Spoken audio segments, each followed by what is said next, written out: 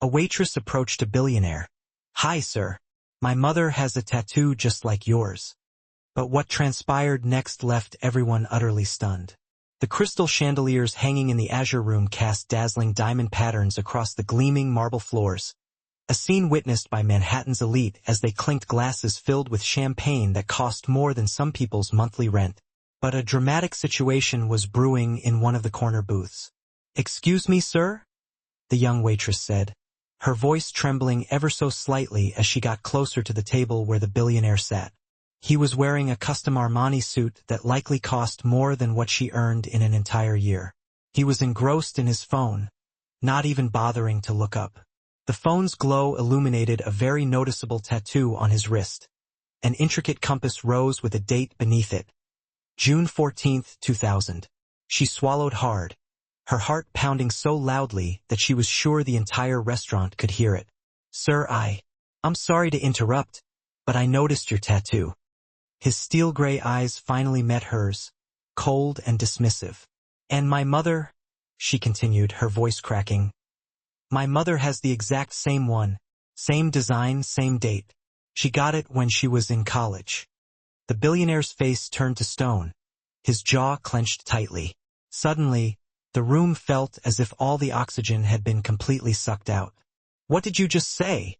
he asked, his voice barely a whisper, but it cut through the ambient noise like a knife.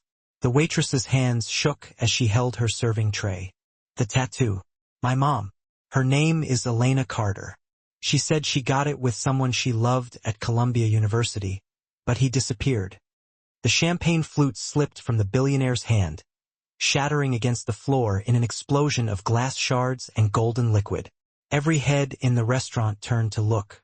"That's impossible," he breathed, his face now completely drained of color. Elena had a miscarriage?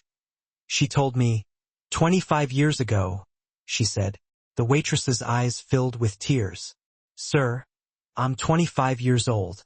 If you want to know how a simple tattoo unveiled a secret that shattered a billionaire's entire world and revealed a daughter he never knew existed, don't go anywhere. Thank you for tuning in tonight. Where are you watching from and what time is it over there? I'd love to connect better with you all. Support us to make this story go viral. Like, share, and subscribe, and hit that notification bell because what happens next will leave you speechless.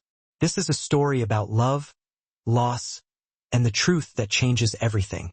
For hours earlier, Sophie Carter's alarm clock blared at 4:30 a.m., just as it had every morning for the past 3 years. She slapped it silent and stared at the water-stained ceiling of her studio apartment in Washington Heights, a world away from the glittering towers of Manhattan, where she would be serving dinner that night. In the next room, separated only by a thin curtain that she had hung up for privacy, her mother coughed. It was that deep, rattling cough that had been getting worse for months. "Mom, you okay?" Sophie called out, already knowing the answer.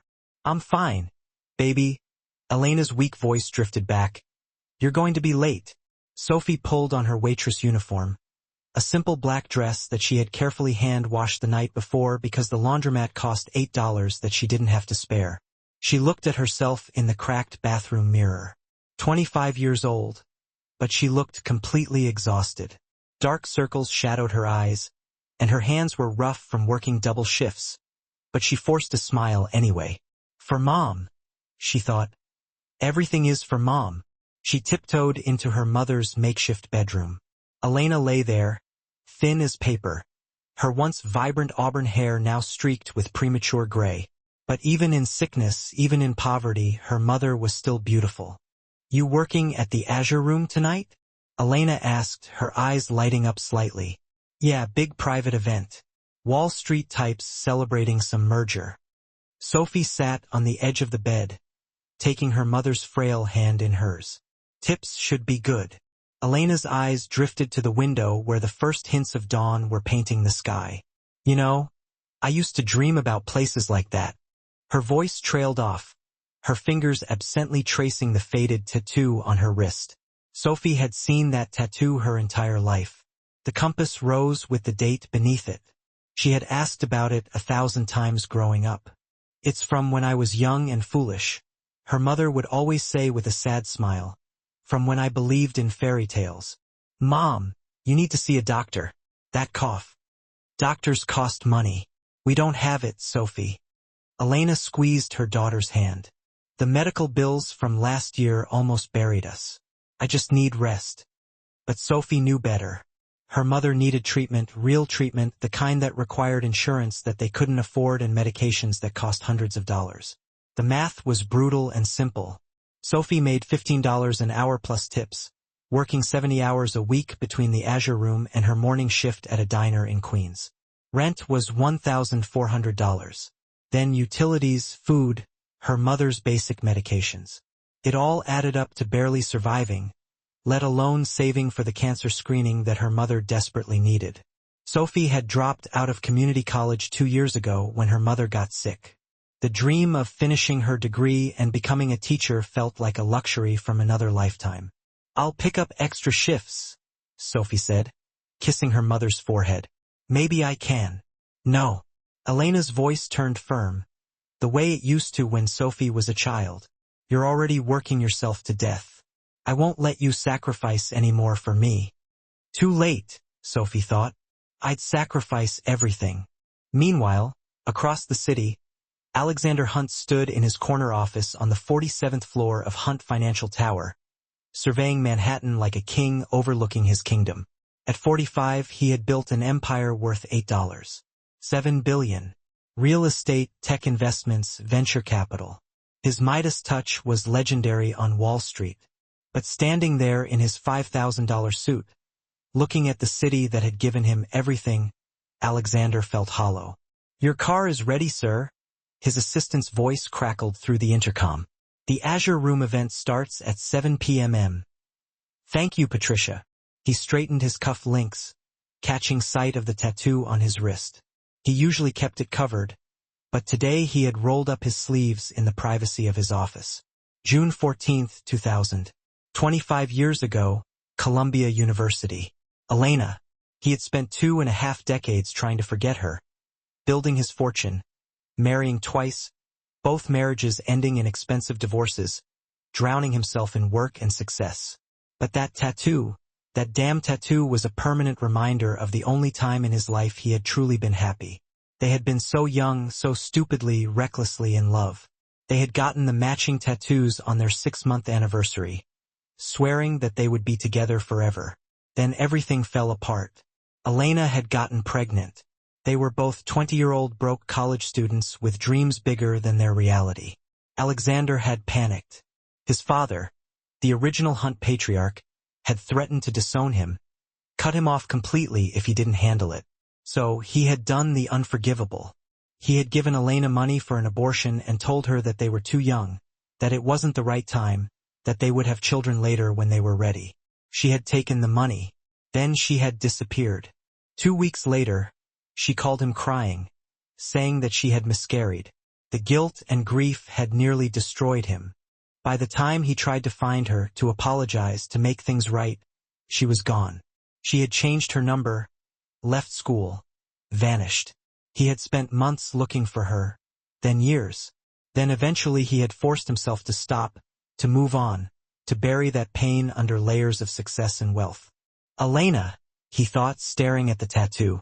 "I'm so sorry." He had everything now. Money, power, respect. But he would trade it all for one more day with the girl who had loved him before he became Alexander Hunt, the billionaire, back when he was just Alex, the scholarship kid from Brooklyn with big dreams. His phone buzzed. A text from his driver. "Downstairs waiting, Mr. Hunt." Alexander grabbed his jacket and headed for the elevator. Tonight was the Meridian Capital merger celebration, a $400 million deal he had just closed. Another trophy for his collection. He had no idea that in a few hours his entire world would shatter. The Azure Room buzzed with the energy of old money and new fortunes colliding. Sophie wove through the crowd, balancing a tray of hors d'oeuvres, her feet already aching in the required heels. Around her, men in suits that cost more than her annual rent laughed too loudly, their voices lubricated by $300 bottles of wine. "Miss, another scotch, top shelf. And make it quick." A red-faced executive barked at her without even looking up from his conversation. "Right away, sir." Sophie smiled through gritted teeth. She had learned early on that invisible was the best way to be in places like this. Rich people didn't see servers as human beings, just moving furniture that occasionally brought them things. She delivered the scotch, accepted zero thanks, and returned to her station near the kitchen. Her supervisor, a perpetually stressed woman named Carol, grabbed her arm. "Sophie, we need you on VIP section, corner booth. That's Alexander Hunt's table." Sophie's stomach dropped. She had heard the name whispered all night with reverence and fear. Alexander Hunt, the Alexander Hunt, billionaire, philanthropist, shark. I usually handle the main floor. Our senior server called in sick. You're good with difficult customers. Just smile, be invisible, and for God's sake, don't spill anything. Carol pushed her toward the velvet ropes that separated the VIP section from everyone else. Sophie took a deep breath and stepped into another world. The corner booth was positioned to overlook the entire restaurant and the glittering Manhattan skyline beyond. 3 men sat there, but her eyes immediately locked on the one in the middle. Alexander Hunt was impossibly handsome in that intimidating way. Powerful men often were. Sharp jawline, silver threading through his dark hair, eyes that seemed to calculate the worth of everything they landed on. He radiated authority, the kind that came from never hearing the word no. "Good evening, gentlemen. My name is Sophie, and I'll be champagne. Dom Perignon 2008. 3 glasses. Alexander didn't look at her. His attention fixed on the contract papers spread across the table. "Of course, sir." Sophie's voice came out smaller than she had intended. As she turned to leave, one of the other men, younger and cruel-looking, called out, "Hey, sweetheart. You know how much money is on this table right now?" Sophie stopped, unsure if she was supposed to answer. "$400 million. The man continued, grinning. "That's probably more money than everyone you know will make in their entire lives combined. Crazy, right?" His companion laughed. "Brandon, leave the girl alone." But Brandon wasn't done. "I'm just saying it's good to keep perspective. Some people make billions. Some people pour champagne. That's just how the world works." Sophie felt her face burn with humiliation, but she kept her professional smile plastered on.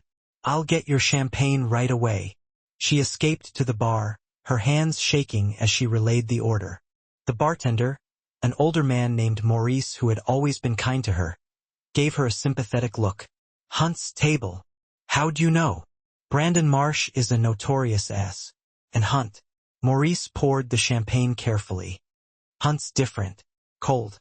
They say he's brilliant but ruthless. Built his fortune by never letting emotions get in the way of profit." Sophie thought of her mother at home, probably still awake despite needing rest, probably worrying about bills that they couldn't pay. Men like Alexander Hunt lived in a universe so far removed from her reality that they might as well be a different species. She delivered the champagne without incident, grateful when they ignored her completely. For the next hour, she served their table in silence, refilling drinks, clearing plates, existing as background noise to their important conversations about mergers and markets and millions. Then Alexander Hunt rolled up his sleeve. Sophie was clearing away dessert plates when she saw it. The tattoo on his wrist, partially visible beneath his Patek Philippe watch. Her breath caught in her throat. No, it can't be. The compass rose, the intricate detail, the date underneath. It was identical to her mother's. Sophie's mind raced. Her mother never talked about her father. Never. When Sophie was young and asked, Elena would get a distant look in her eyes and say, "He was someone I loved once. But life took us in different directions."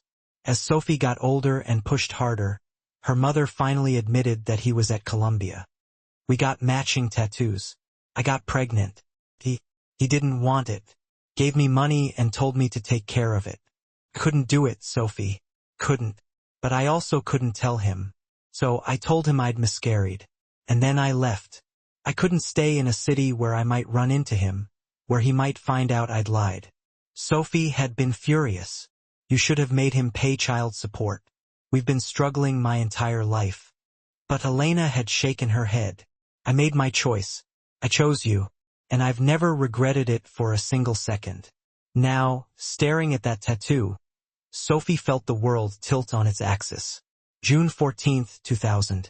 The same date, the exact same tattoo. Her mother had been at Columbia. This man would have been there 25 years ago. He was the right age. The timeline matched perfectly. Sophie's heart hammered against her rib cage. This couldn't be a coincidence. Could it? She thought of her mother lying in that apartment, sick and getting sicker, unable to afford the treatment that might save her life. She thought of all the nights she had gone to bed hungry so her mom could eat, all the dreams she had given up, all the years of struggling and scraping by. And this man, this billionaire who spent more on a single bottle of champagne than Sophie made in a month, might be the reason for all of it. Rage bubbled up in her chest, hot and overwhelming. But beneath it was something else, something desperate. What if he's my father? What if he could help Mom? Sophie knew she should walk away. Keep quiet.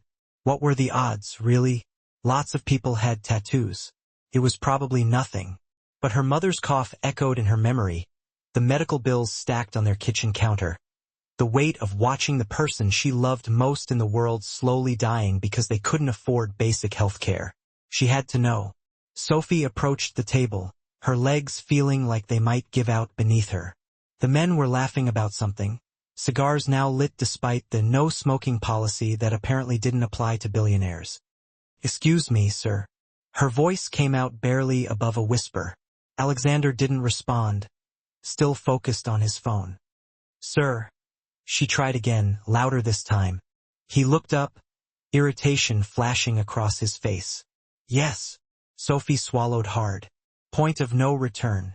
"I'm sorry to interrupt, but I noticed your tattoo." The table went quiet.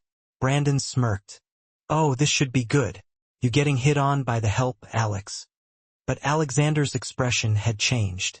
He looked down at his wrist, then back at Sophie with those calculating eyes. "What about it?" "My mother." Sophie's voice cracked. She cleared her throat and tried again. "My mother has the exact same one. Same design, same date. She got it when she was in college." The color drained from Alexander's face. His eyes went wide, then narrow, then wide again, a rapid succession of emotions that Sophie couldn't read. "What did you just say?" The words came out slowly, dangerously quiet. Sophie's hands shook as she held her serving tray. "The tattoo. My mom. Her name is Elena Carter. She said she got it with someone she loved at Columbia University, but he disappeared." And the champagne flute slipped from Alexander's hand. The crash echoed through the entire restaurant like a gunshot. Glass exploded across the marble floor. Golden liquid spread in a widening pool. Every conversation stopped.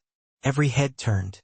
But Sophie only saw Alexander's face, watching it cycle through shock, disbelief, pain, and something that looked almost like hope. "That's impossible," he breathed, his voice breaking. Elena had a miscarriage?" "She told me 25 years ago," she said. Sophie felt tears burning in her eyes. "Sir, I'm 25 years old." The silence that followed was deafening. Brandon leaned back, his eyes going wide. "Holy!" Alexander stood up so fast that his chair toppled backward. He grabbed Sophie's arm, not hard, but desperate. "What's your name?" "Sophie. Sophie Carter. Elena Carter's daughter." He said it like he was testing the words, seeing if they could possibly be real. Elena had a daughter. Elena had a... His legs seemed to give out. He sat back down heavily, staring at Sophie like she was a ghost. "I need..." He couldn't seem to form complete sentences. "How is she? Where is she? I looked for her after graduation. I looked everywhere. She's sick."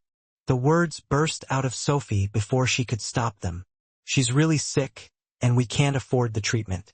And I work 70 hours a week, but it's never enough. And she's dying, and I don't know what to do." Sophie's professional composure shattered. Tears streamed down her face. All the exhaustion, all the fear, all the rage of the last 2 years came pouring out. Alexander stood again, his hand reaching toward her but stopping short. What's wrong with her? What does she need? Tests, scans. The doctor thinks it might be cancer, but we can't afford the screening. Our insurance. We don't have insurance. We can barely afford rent. I'll pay for it. The words came out fast and firm. All of it. Whatever she needs. The best doctors. The best. Why? Sophie's voice turned sharp through her tears. Because you feel guilty? Because you realize you might have a daughter that you abandoned 25 years ago? The VIP section had become a theater, with every guest and server watching the drama unfold. Alexander flinched as if she had slapped him. I didn't abandon. She told me she miscarried. She told me you were gone. If I had known, would you have cared? Sophie shot back. My mom said you gave her money to get rid of me, that you didn't want me. I was 20 years old and terrified. Alexander's voice rose, drawing even more attention. My father threatened to disown me. Panicked. I made the worst decision of my life, and I have regretted it every single day since. Every single day. He looked at her with such raw pain that Sophie took a step back. I looked for her, Alexander continued, his voice dropping. When she said she lost the baby, I was devastated, and I realized I'd made a terrible mistake. So, I looked for her for months, but she disappeared. Changed her number, left school, gone. She left New York, Sophie whispered. Moved to Philadelphia, worked 3 jobs while pregnant with me. Then we came back here when I was 10 because she thought enough time had passed that she wouldn't run into you. Alexander's jaw clenched. 25 years. You've been in this city for 15 years, and I never knew. Elena never told me. I have a daughter and I never knew. You have a maybe daughter? Brandon interjected, trying to sound reasonable. Alex, come on. This could be a scam. You're a billionaire. You think this is the first time someone's tried to. Alexander's voice was ice. He looked at Sophie. You said your mother is sick. Sophie nodded, wiping her tears with the back of her hand. Give me the address. I'm coming with you right now. What? No, I'm working. Can't just. You're done working for tonight. Alexander pulled out his wallet and handed Carol, who had materialized at the edge of the scene, 5 $100 bills. For her time, he said. Carol stammered. Mr. Hunt, that's really not. Keep it. He turned back to Sophie. Please, I need to see her. I need to know if. He couldn't finish the sentence. Sophie's mind spun. This was insane. This morning, she had woken up in her tiny apartment, and now a billionaire who might be her father wanted to come home with her to see her dying mother. But looking at his face, at the desperate hope and fear swirling in his eyes, she saw something real, something human, beneath the expensive suit and cold reputation. Washington Heights, Sophie heard herself say. But I'm warning you, it's not like this. She gestured at the opulent restaurant. It's small and cramped and, I don't care. Alexander was already moving toward the exit. Let's go. As they left the Azure room together, Sophie caught sight of their reflection in the glass doors. A billionaire in a $5,000 suit and a waitress in a polyester uniform walking side by side into the night. And somewhere in the city, Elena Carter was about to face the ghost of her past. The ride to Washington Heights was suffocating in its silence.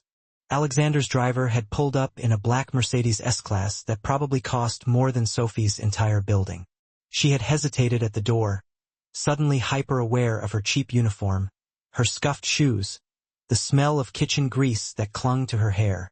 Get in, Alexander had said softly, and she did. Now they sat in the back seat as the city lights blurred past, neither speaking. Sophie kept her hands clasped tightly in her lap to stop them from shaking. Alexander stared out the window, his jaw clenched so tight that she could see the muscle twitching. Finally, as they crossed into her neighborhood, he spoke. What's she like, Elena? What's she like now? Sophie turned to look at him. In the dim light of the car, he looked younger, vulnerable. She's strong. Stronger than anyone I've ever known. She worked 3 jobs when I was little. Made sure I never went hungry, even when she did. She taught me to read before I started school. Helped me with homework even after 12-hour shifts. Sophie's voice softened. She's the best person I know. Alexander's throat worked. She was like that back then, too. Brilliant, kind. She used to tutor other students for free just because she wanted to help. I was failing economics before I met her. She spent hours teaching me, never making me feel stupid. He paused. I loved her. I really loved her, but not enough. Sophie said quietly, no. The word was barely audible. Not enough. The car pulled up to Sophie's building. A 5-story walk-up with peeling paint and a broken intercom. Alexander stared up at it, and Sophie watched something shift in his expression. Not disgust, something worse. Guilt. 5th floor, Sophie said, opening the door. There's no elevator. I don't care. They climbed in silence, their footsteps echoing in the stairwell that smelled of cooking oil and old carpet. On the 3rd floor landing, they passed Mrs. Rodriguez struggling with grocery bags. Sophie automatically moved to help. Sophie, mija. Mrs. Rodriguez puffed, eyeing Alexander with open curiosity. Who's your friend? Just someone from work, Sophie managed. By the time they reached the 5th floor, Alexander was breathing harder than he probably had in years. Sophie fumbled with her keys, her hands shaking so badly that she dropped them. Alexander bent to pick them up, their fingers brushing as he handed them back. Sophie, he said, before we go in, I need you to know whatever happens in there, whatever your mother says, I want to help. Medical bills, treatment, whatever. She needs it plain and simple. It's not conditional on anything. You understand? Sophie locked eyes with him. What if I lied to you? What if I'm not actually? Because I failed her once and I won't do it again. His voice was like steel. And because nobody should have to watch someone they love die because they can't afford health care. That's just not right. Sophie nodded, not trusting herself to speak, and opened the door. The apartment was exactly as she had left it. Cramped, dimly lit, the air heavy with the sound of her mother's breathing.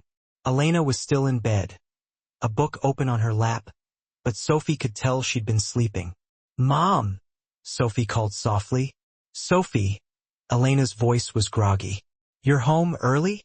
Is everything? She trailed off as Alexander stepped into view behind Sophie. The book slipped from Elena's hands, hitting the floor with a dull thud. Her face drained of color, then flushed red, then went white again. She tried to sit up, clutching the thin blanket like it might offer her some protection. No, she whispered. No, this can't be. Can't be you, Alexander. Alexander's voice cracked when he said her name.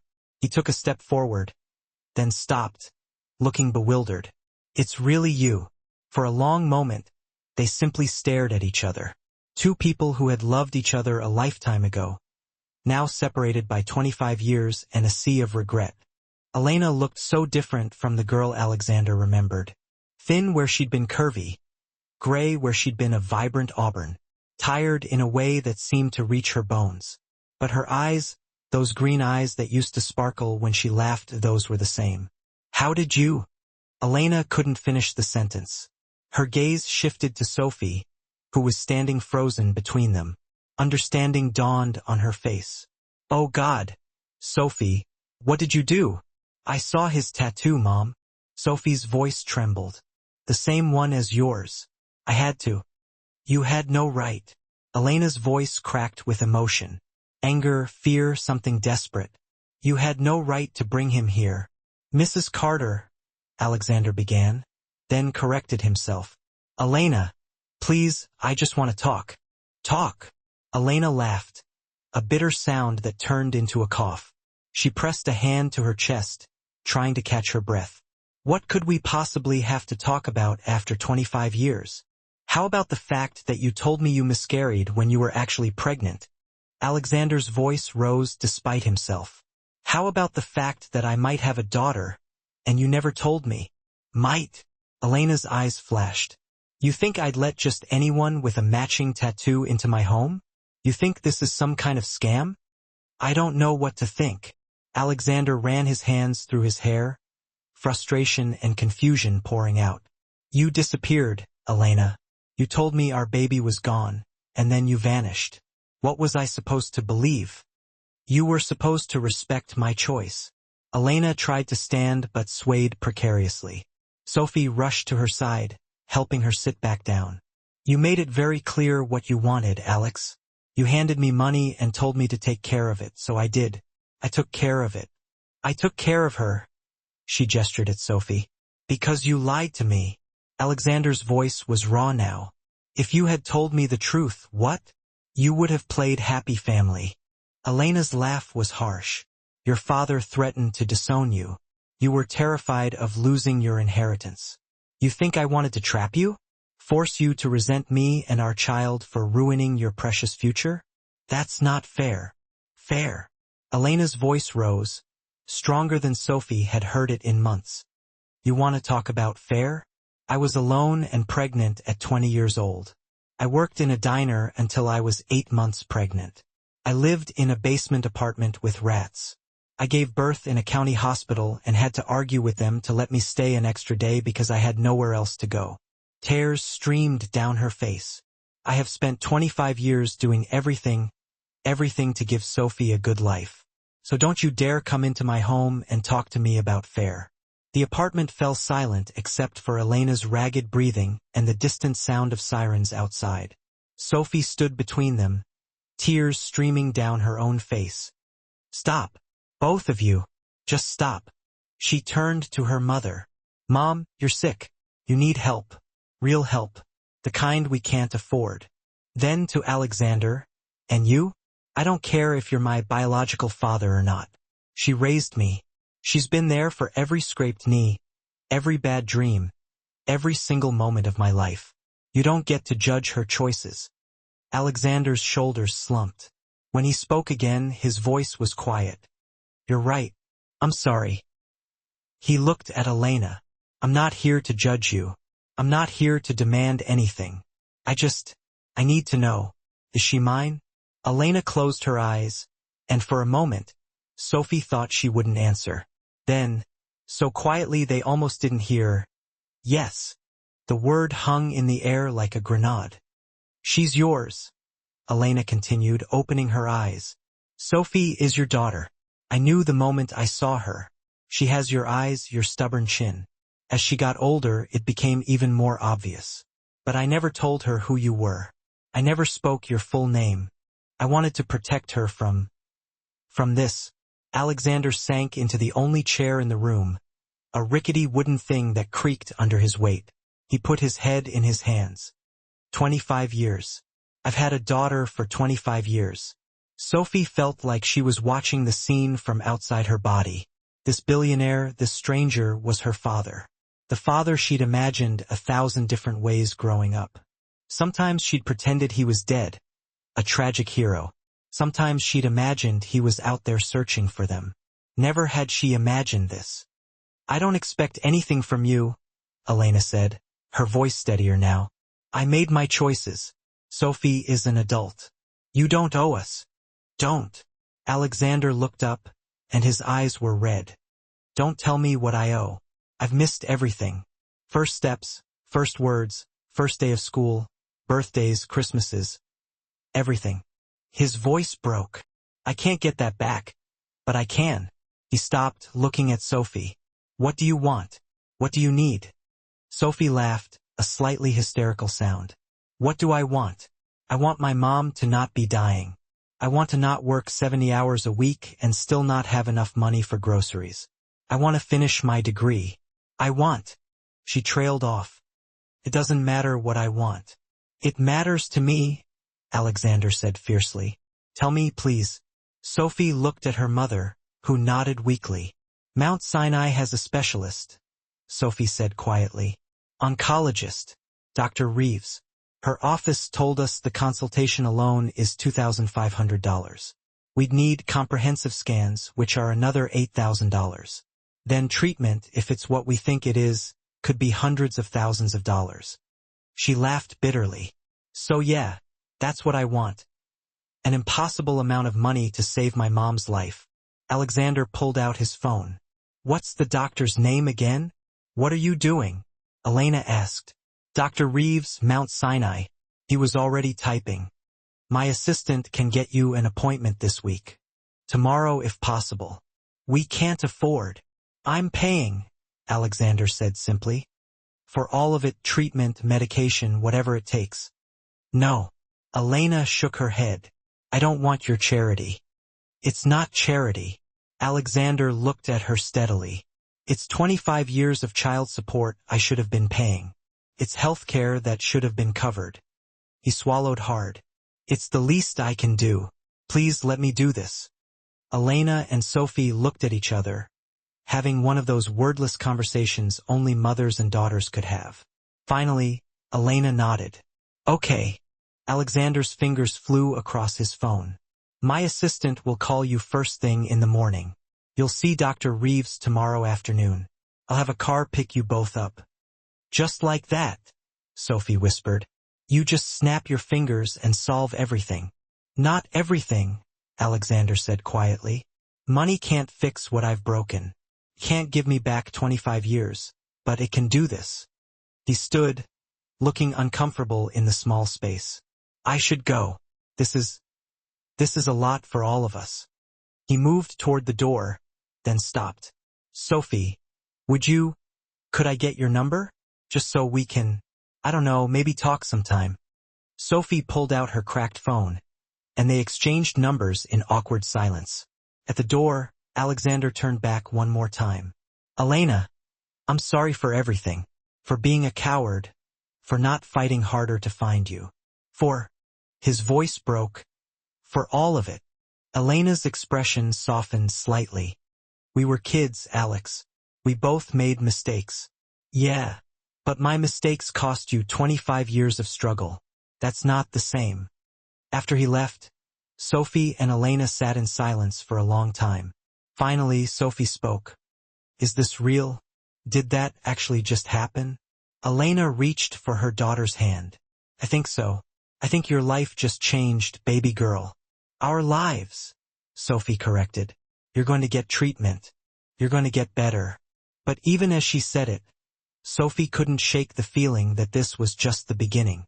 That inviting Alexander Hunt into their lives had opened a door that couldn't be closed. Outside, 5 floors below, Alexander sat in his car and didn't give the driver an address. He just stared at the building, at the 5th floor window where a light still burned.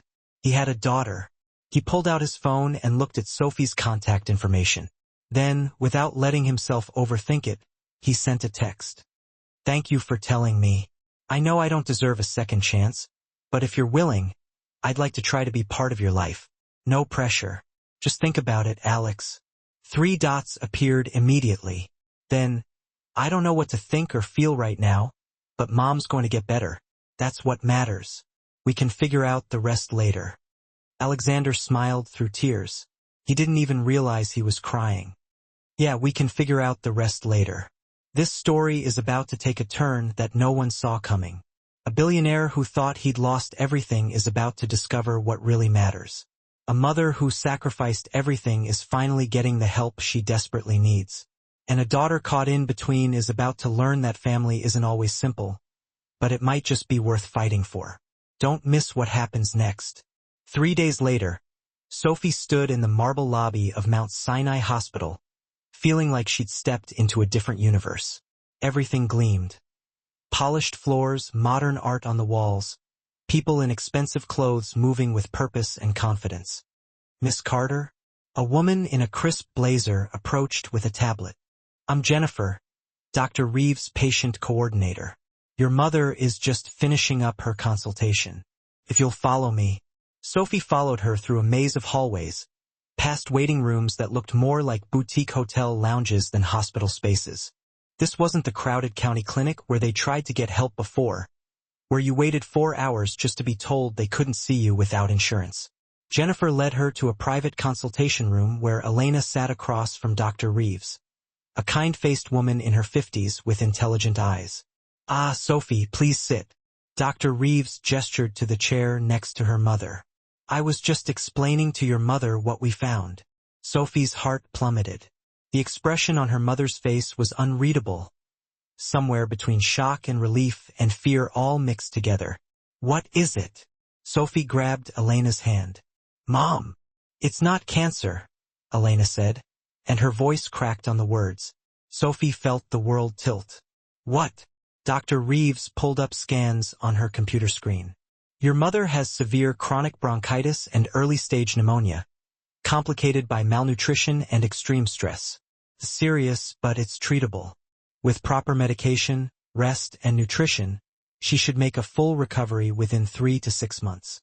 Sophie stared at the doctor, then at her mother, then back at the doctor. But the symptoms, the coughing, the weight loss, the fatigue, all consistent with what she has, Dr. Reeves explained gently. I understand you were concerned about cancer, and given the symptoms, that was a reasonable fear. But the comprehensive scans show no tumors, no masses. What your mother needs is antibiotics, an inhaler, proper nutrition, and, most importantly, rest. Tears streamed down Sophie's face. She's going to be okay. She's going to be fine. Dr. Reeves smiled. Though I have to say, Mrs. Carter, you've been pushing yourself far too hard for far too long. Your body is exhausted. If you'd continued without treatment, she let the implication hang in the air. Elena was crying too now, covering her face with her hands. I thought I was dying. I thought I was going to leave Sophie alone. Sophie threw her arms around her mother, both of them sobbing with relief. For 2 years, they'd lived under the shadow of this fear. And now, in one afternoon, everything had changed. I'm prescribing a comprehensive treatment plan, Dr. Reeves continued, pulling up documents on her tablet, medications, which Mr. Hunt has already arranged to have delivered to your home, nutritional supplements, and I'm recommending at least 8 weeks of medical leave from work. No exceptions. I can't take 8 weeks off, Elena protested weakly. My job is already handled, came a voice from the doorway. They all turned to see Alexander standing there in a charcoal suit, looking out of place and perfectly at home all at once. What are you doing here? Sophie asked. Jennifer called me when the consultation finished. He stepped into the room, nodding respectfully at Dr. Reeves. I wanted to hear the results myself, if that's okay. Elena wiped her eyes. It's fine. Alexander's expression transformed when he heard. It's not cancer? It's not cancer? Elena confirmed, laughing and crying at the same time. Something in Alexander's face cracked open. Relief so profound it was almost painful to witness. He sat down heavily in the nearest chair. Thank God. Thank God. Dr. Reeves stood. I'll give you all some privacy. Sophie, Elena, my office will email you all the information. If you have any questions, day or night, you have my direct number. She paused at the door. Mrs. Carter, you're a fighter, but you don't have to fight alone anymore. After she left, the 3 of them sat in awkward silence. Finally, Alexander spoke. You said something about your job. Elena sighed. I work in a laundromat in Queens. Have been for 8 years. If I take 2 months off, I'll lose it. And we need. You're not going back there, Alexander said quietly. Excuse me? Elena asked. You nearly died because you couldn't afford to take care of yourself. You're not going back to a job that barely pays minimum wage and doesn't offer health insurance. His voice was firm but gentle. I've already spoken with my financial advisor. I'm setting up an account in your name, enough to cover living expenses, medical costs, and then some. You're going to rest, recover, and then, if you want to work, you can find something that doesn't kill you. I don't want your money, Elena said, but her voice lacked conviction. It's not charity. It's what I should have been providing for the last 25 years. Alexander leaned forward. Elena, please let me do this. Let me take care of you both. I can't fix the past, but I can make sure you never have to choose between your health and your bills again. Sophie watched her mother's face, the pride warring with practicality, the fear of accepting help battling against sheer exhaustion. Okay, Elena whispered finally. Okay. 2 weeks later, Sophie stood in front of a door in Tribeca she'd never imagined she'd enter. Alexander's penthouse. He'd invited her to dinner, just the 2 of them, to talk. She'd almost canceled 3 times. The door opened before she could knock. Alexander stood there in jeans and a casual button-down, looking more human than she'd ever seen him. "Sophie, come in." He seemed nervous, which was oddly comforting. The penthouse was stunning. Floor-to-ceiling windows overlooking Manhattan, modern furniture that probably cost more than her old apartment, art on the walls that Sophie vaguely recognized from her one art history class. But what caught her attention was the dining table. It wasn't set for some fancy dinner. Instead, there were photo albums spread across it, dozens of them. "I wanted to show you something," Alexander said, leading her over. "This is my life. The parts one wish I could have shared with you." Sophie picked up the nearest album. Photos of a younger Alexander at graduation, at his first office, shaking hands with important-looking people. As she flipped through, she noticed something. In every photo, even when he was smiling, his eyes looked empty. "I built an empire," Alexander said quietly, standing beside her. "I made billions. I had everything I thought I wanted, and I was miserable." He picked up another album, older, more worn. "This was my life before, when I was happy." Sophie gasped. The photos were of Alexander and her mother. Young, laughing, so obviously in love it hurt to look at. At the beach, at a diner, in a tiny apartment. Elena and Alexander arm in arm, both of them grinning at the camera. "This was taken the day we got the tattoos," Alexander said, pointing to one photo. "We just aced our finals. We felt invincible. We thought nothing could ever separate us." "What happened?" Sophie asked softly. Alexander sat down heavily. "Fear. Cowardice. My father had a vision for my life. Business school, investment banking, eventual takeover of his company. When Elena got pregnant, he saw it as a threat to all of that. He sat me down and painted this picture of poverty and struggle, of throwing my potential away. And I believed him." His voice turned bitter. "I chose money over love. I chose a future that looked good on paper over the person who actually made me happy." "But you looked for her," Sophie said. "You said you looked. Not hard enough, not long enough." Alexander met her eyes. "I gave up, Sophie. I told myself she wanted nothing to do with me. I let my pride get in the way. And then I spent 25 years burying my guilt under work and money and meaningless achievements." Sophie sat down across from him. "Why are you telling me this?" "Because you deserve to know who your father is. Not the billionaire.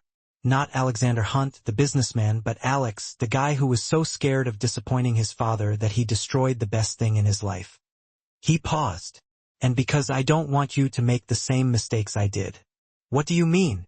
"Sophie, you're brilliant. Your mother told me you had a full scholarship to NYU, that you wanted to be a teacher. You gave all that up to take care of her." Sophie looked away. "She needed me. And that's admirable. But Sophie, you're 25 years old. You should be finishing your degree, building your own life, making your own dreams come true, not sacrificing everything for survival." "Some of us don't have a choice," Sophie said, unable to keep the bitterness out of her voice. "But you do now." Alexander pulled out an envelope. "I've already paid off your mother's medical bills. All of them. I've set up an account for her living expenses. Her health insurance is covered. And this?" He slid the envelope across the table. "This is for you."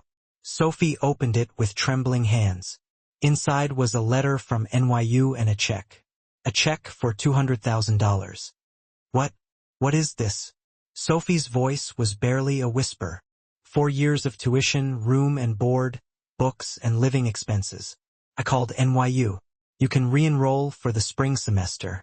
Your scholarship is still available. You can finish your degree." Sophie stared at the check, unable to process what she was seeing. "I can't accept this." "Why not?" "Because it's too much. Because I don't know you. Because you're afraid," Alexander said gently. "I understand. For the last 5 years, you've been in survival mode, just getting through each day. The idea of actually planning for a future, of wanting something for yourself, it feels impossible, maybe even selfish." Sophie felt tears burning in her eyes. "Is that what it felt like for you? When you gave up on finding my mom?" The question hung in the air like a challenge. Alexander nodded slowly. Yes, I told myself it was practical, that I was being realistic, that I needed to move on. But really, I was just scared. Scared of facing what I'd done. Scared of being rejected. He trailed off. Scared of what?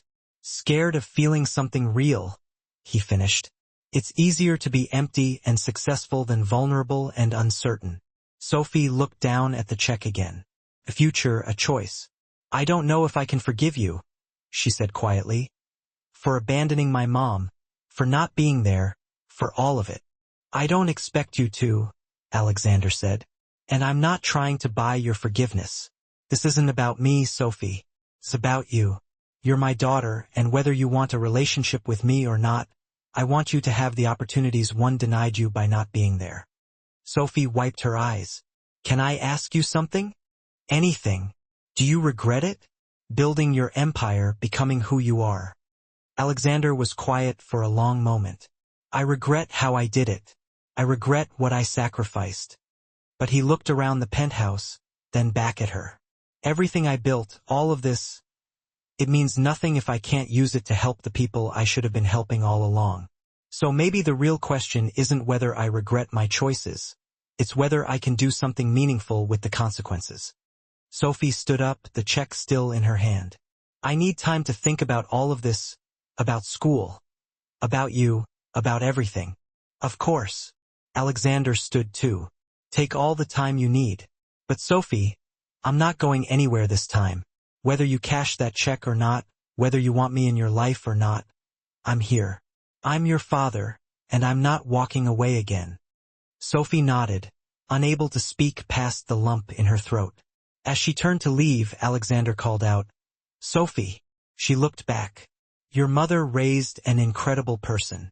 Whatever happens between us, I want you to know I'm proud to be your father, even if I don't deserve to be. That night, Sophie sat on the fire escape of their apartment, the one that looked out over the city lights. Elena joined her, wrapped in a thick blanket, looking healthier than she had in months. He told you about the school money, Elena said. It wasn't a question. Yeah. Sophie held up the check. It's insane, Mom. This is insane. What are you going to do? Sophie was quiet for a long time. I don't know. Part of me wants to tear this up and tell him to take his guilt money. But the other part, Sophie's voice cracked. The other part wants to go back to school so bad it hurts. I miss learning. I miss having dreams. I miss being 25 instead of feeling 50. Elena took her daughter's hand. Then go back. What about you? I'm going to be fine, baby. For the first time in 25 years, I'm actually going to be fine. I can rest, recover, maybe even figure out what I want to do with my life beyond just surviving. She squeezed Sophie's hand. You don't have to sacrifice your future to take care of me anymore. But what about him? What if accepting this means? It doesn't mean anything except that you're giving yourself a chance, Elena said firmly. Whether you build a relationship with Alexander or not, that's separate. This is about you and your education and your dreams. Sophie looked at the check again, then at the city spread out before them. Millions of lights, millions of lives, millions of possibilities. Okay, she whispered. Okay, I'll do it. Elena pulled her daughter close, both of them looking out at the city that had almost broken them, but hadn't quite managed to. Meanwhile, in his penthouse, Alexander stood at the window with his phone in his hand. He typed and deleted a dozen messages to Sophie. Finally, he settled on something simple. Whatever you decide, I'm here. Dad, he stared at the word Dad. He'd never had a chance to be called that. Never heard it in Sophie's voice. Maybe he never would, but he'd sent the text anyway. And for the first time in 25 years, Alexander Hunt went to sleep feeling something other than empty. He felt hope. 6 months later, Sophie walked across the NYU campus with her backpack slung over one shoulder, a coffee in her hand, and a smile on her face that felt almost foreign after years of barely surviving. The spring semester had been brutal, trying to catch up on 2 years of missed education while adjusting to actually being a student again instead of just a worker bee. But she'd done it. She'd survived her first semester back. More than survived, she'd thrived. Her phone buzzed, A text from her mother. Dr. Reeves says I'm officially in full health. Clear on everything. We're celebrating tonight. Your choice of restaurant. Sophie grinned, typing back, anywhere but the Azure Room. I've had enough of fancy restaurants for a lifetime. Another buzz. This one from Alexander. Congratulations on finishing your semester. I know you had that Victorian literature final today. How'd it go? Sophie paused. Over the last 6 months, she and Alexander had been carefully circling each other. Weekly coffee meetings that felt like job interviews at first. Awkward conversations where they both tried too hard. Slowly, painfully, they'd started to find a rhythm. She still didn't call him Dad, couldn't quite bring herself to. But Alexander had softened to Alex about 2 months in. Nailed it, she typed back. Professor said my essay on Wuthering Heights was one of the best she'd read in years. Of course, it was. You're brilliant. Sophie smiled despite herself. Alex had this way of being proud of her that felt genuine. Not performative or guilty, just real. Mom got her test results. All clear. There was a longer pause before his response. That's incredible news. I'm so happy for her. For both of you. Sophie bit her lip, then typed, we're celebrating tonight. You could join us if you want. The 3 dots appeared, disappeared, appeared again. I'd love that. Thank you. That evening, they met at a small Italian restaurant in the village, the kind of place with checkered tablecloths and candles and wine bottles. Nothing fancy, nothing intimidating. Alexander arrived first, looking nervous in jeans and a sweater, his trying to be casual outfit that Sophie had come to recognize. When Elena and Sophie walked in together, both laughing at some shared joke, he stood up so fast he almost knocked over his chair. Elena, you look... He stopped, seeming to search for words. You look healthy, happy? And she did. Elena had gained back the weight she'd lost. Her hair shone with its natural auburn color again, and most importantly, her eyes sparkled with life instead of exhaustion. I feel like a different person, Elena said, sliding into the booth across from him. Sophie sat beside her mother, creating a gentle buffer. It's amazing what proper medical care and not working yourself to death can do. I'm glad, Alexander said softly. Really glad. The waiter came and took their orders. For a few minutes they made small talk, safe topics like the weather and Sophie's classes. But there was an elephant in the room and finally Elena addressed it. Alex, we need to talk. Really talk about everything. Alexander set down his water glass. Okay. Elena took a deep breath. I've spent the last 6 months in therapy. Something I should have done years ago but couldn't afford. And I've realized something important. She looked at him steadily. I need to apologize to you. What? Alexander looked stunned.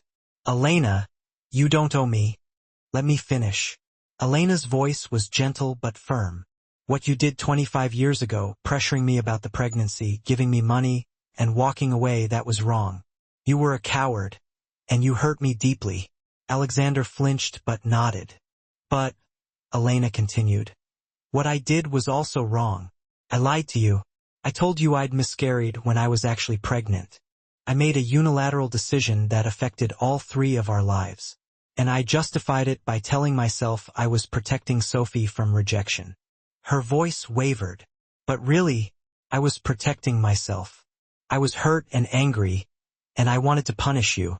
So, I took your daughter away before you even knew she existed. Sophie reached for her mother's hand. I robbed Sophie of knowing her father, Elena said, tears streaming down her face. Now I robbed you of knowing your daughter, and I told myself I was doing the right thing, but I wasn't. I was just scared and angry and too proud to admit I needed help. The restaurant bustled around them, but their corner booth felt suspended in time. We were kids, Alexander said hoarsely. 20 years old and terrified. We both made terrible decisions. But our terrible decisions hurt Sophie, Elena said. She's the one who paid the price for our mistakes. Growing up without a father, without financial security, watching me struggle and sacrifice because I was too stubborn to reach out. Sophie had tears running down her own face. Mom, it's true, baby, Elena said, turning to her daughter. I thought I was being noble, doing it all on my own. But there's a difference between strength and stubbornness. I should have found a way to tell him, to give you both a chance. I wouldn't have been a good father back then, Alexander said quietly. I was too focused on building my empire, proving my worth to my father. If you'd told me, I probably would have sent money and nothing else. An absent father with a checkbook instead of a heart. Maybe, Elena agreed. But you should have had the choice, and Sophie should have had the chance to know you, even if it was imperfect. Alexander turned to Sophie. Your mother's right. We both failed you in different ways. And I know I've been trying to make up for it with money and opportunities. He swallowed hard. That's not what matters, is it? What matters is whether I can actually be your father, not your benefactor. Your father. Sophie wiped her eyes. I don't know what that looks like. Neither do I, Alexander admitted. I've never been anyone's father before. I don't know if I'll be good at it, but I want to try if you'll let me. Their food arrived, creating a merciful interruption. They ate in contemplative silence for a few minutes, the weight of the conversation settling around them. Finally, Sophie spoke. I have something to say, too. Both parents looked at her. I've been angry at both of you. Sophie's voice was steady despite the tears. At you, Alex, for not being there. And at you, Mom, for not telling him. For struggling so hard when maybe it didn't have to be that way. I've spent a lot of time in my own therapy. Thank you for setting that up. By the way, working through it all. And, Elena asked gently. And I realized that I can spend my whole life being angry about what didn't happen, or I can try to appreciate what is happening now. Sophie looked at Alexander. You're here. You're trying. You showed up that night at the restaurant, and you've kept showing up every week since. That matters. Alexander's eyes glistened with unshed tears. And Mom, Sophie continued, turning to Elena, you gave me everything you had, every single day of my life. Yes, it was hard. Yes, I wish things were different sometimes. But you loved me with everything you had. And that's not nothing. That's everything. Elena pulled Sophie into a fierce hug, both of them crying openly now. So, here's what I think, Sophie said, pulling back and looking at both of them. I think we're a family. A weird, complicated, broken, and pieced back together family. But a family, and maybe that's enough. Alexander reached across the table, his hand hovering uncertainly. Elena looked at it, then at Sophie, then back at him. Slowly, she placed her hand in his. Sophie added hers on top. A family? Alexander repeated, his voice breaking. I like the sound of that. 3 months later, the community center in the Bronx wasn't fancy. Worn linoleum floors, fluorescent lights, folding chairs arranged in neat rows. But it was packed with people, all of them buzzing with excitement. Sophie stood at the front of the room, nervous butterflies doing acrobatics in her stomach. Behind her was a banner, the Elena Carter Foundation, Education and Health Care for Struggling Families. In the front row sat her mother, healthy and glowing, next to Alexander, who couldn't stop smiling with pride. Thank you all for coming, Sophie began, her voice stronger than she expected. 6 months ago, I was working 70 hours a week as a waitress, watching my mother slowly die because we couldn't afford health care. I thought that was just how life was for people like us, that some people got lucky, and others just struggled until they couldn't anymore. She paused, making eye contact with faces in the crowd. Tired mothers, struggling students, people who looked exactly like she had not so long ago. But then something unexpected happened. I met my father for the first time in my life, and he had resources I couldn't have imagined. First, I was angry. Angry that these resources existed while we'd been suffering. Angry at the unfairness of it all. Alexander shifted in his seat, but Sophie smiled at him reassuringly. But then I realized anger without action is just bitterness. So we decided to do something. My father, my mother, and we created this foundation. It provides free health care screenings, connects families with affordable medical care, and offers educational scholarships to students who've had to choose between school and survival. The room erupted in applause. This isn't charity, Sophie continued. This is justice. This is saying that no mother should have to choose between medicine and rent. No student should have to give up their dreams to pay bills. No family should have to watch someone they love die because health care is a luxury instead of a right. More applause. Some people standing now. The Elena Carter Foundation launches today with a commitment to serve 500 families in the first year. We have partnerships with 3 hospitals, 2 universities, and dozens of community organizations. And we're just getting started. Sophie looked at her mother, who was openly crying with pride. Then at Alexander, who mouthed, I'm proud of you. My mother taught me that love is sacrifice, Sophie said, her own voice thick with emotion. She taught me resilience, determination, and strength. My father, she paused, the word still feeling new in her mouth. My father taught me that wealth without purpose is empty, that resources are only meaningful if they're used to help others. Together, they're teaching me that families aren't perfect, but they can still be beautiful. After the presentation, people lined up to ask questions, to share their stories, to sign up for services. Sophie worked the crowd with Elena by her side, both of them energized by the hope in the room. Alexander hung back, watching them work together. His daughter and the woman he'd loved and lost and, in some strange way, found again. A young woman approached him. Mr. Hunt, I just wanted to say thank you. My son has asthma, and we can't afford his inhaler. Your foundation is going to help us get it. You're saving his life. Alexander felt his throat tighten. It's not me, it's them. He gestured at Sophie and Elena. They're the ones who understand what's needed. I'm just trying to help. Well, thank you anyway. The woman squeezed his hand and moved on. Later, after the crowd had thinned and they were packing up, Elena approached him. That was quite a turnout, she said. Sophie's a natural, Alexander replied. The way she connected with people, that's all you. That's how you raised her. Elena smiled. She has your determination, though, your drive. Once she sets her mind to something, nothing stops her. They stood in comfortable silence for a moment, watching Sophie laugh with a group of students who'd gathered around her. Elena, Alexander said quietly, I know we can't go back. I know too much has happened. But thank you for giving me this chance. For letting me be part of her life, part of both your lives. Elena looked at him, really looked at him, maybe for the first time since that night in the restaurant. We're not kids anymore, Alex. We're not who we were 25 years ago. No, he agreed. We're not. But maybe that's okay. Elena continued. Maybe who we are now. 2 people who made mistakes and hurt each other, but are trying to do better. Maybe that's enough. Is it? Alexander asked. Enough? Elena smiled. It's a start.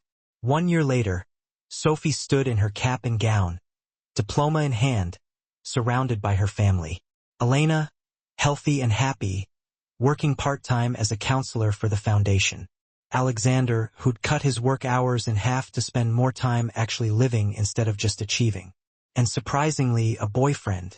A guy from her Victorian literature class who thought it was cool that she'd worked as a waitress and didn't care about her father's money. Speech. Speech. Her boyfriend called out. Absolutely not. Sophie laughed. But Alexander and Elena joined in the chanting. Fine. She held up her hands in surrender. Okay, here's my speech. 2 years ago, I thought my life was over. I'd given up on dreams. I was just surviving day by day, watching everything I loved slowly die. Her voice turned serious. But then a tattoo, a simple tattoo, changed everything. It brought my father into my life. It saved my mother's life. And it taught me the most important lesson I've ever learned, which is, her boyfriend prompted that it's never too late, Sophie said simply. It's never too late to tell the truth. Never too late to forgive. Never too late to build something beautiful from broken pieces. My parents made mistakes that hurt each other and hurt me, but they also showed me that love isn't about being perfect. It's about showing up, even when it's hard. It's about trying, even when you're scared. It's about choosing each other over and over again, even when it would be easier to walk away. She looked at Alexander. Dad taught me that wealth means nothing if you don't use it to help others. That success is empty if you're alone at the top. Then at Elena, Mom taught me that strength isn't about doing everything alone. It's about knowing when to accept help, when to be vulnerable, when to let people in. Sophie held up her diploma. This piece of paper represents more than just an education. It represents second chances. It represents a family that refused to let the past define our future. It represents hope. Alexander pulled both Sophie and Elena into a hug, the three of them forming a tight circle. "I love you both," he said, his voice thick with emotion. "I know I don't say it enough, but I do. You're my family, my whole world." "We love you too, Dad," Sophie said, and this time the word came easily. As the sun set over the city, painting the sky in shades of gold and pink, the three of them stood together. A billionaire, a survivor, and the daughter who'd brought them back together. Not perfect, not uncomplicated, but theirs. And that was more than enough. 5 years later, the elementary school classroom in Harlem was bright with children's artwork and motivational posters. Sophie Carter Hunt stood at the front, a whiteboard marker in her hand, teaching a room full of fourth graders about storytelling. "Remember," she told them, "every story has the power to change someone's life. Your story matters. Your voice matters." After school, she drove to the Foundation's main office, a beautiful building in Midtown that served thousands of families each year. Elena was there as always, counseling a young mother who looked exactly like she had once looked. Exhausted, scared, but determined. Alexander was in his office but not working on billion-dollar deals. He was reviewing scholarship applications, handwriting notes to students, telling them they'd been accepted, that their dreams were possible. At dinner that night, a weekly tradition now, they gathered at Elena's apartment. The nice one Alexander had insisted she move to, with actual rooms and no water stains. "How was your day?" Alexander asked Sophie, the question he asked every week. "I told them about the tattoo," Sophie said with a smile, "about how one small thing can change everything. They loved it." Elena raised her glass. "To tattoos, then, and the strange ways life brings us exactly what we need, exactly when we're ready for it. To family," Alexander added. "To second chances," Sophie finished. They clinked glasses as the city lights sparkled outside the window, a constant reminder that even in the biggest, loneliest city in the world, love could find a way. Even after 25 years, even through pain and mistakes and almost irreparable damage, love could find a way.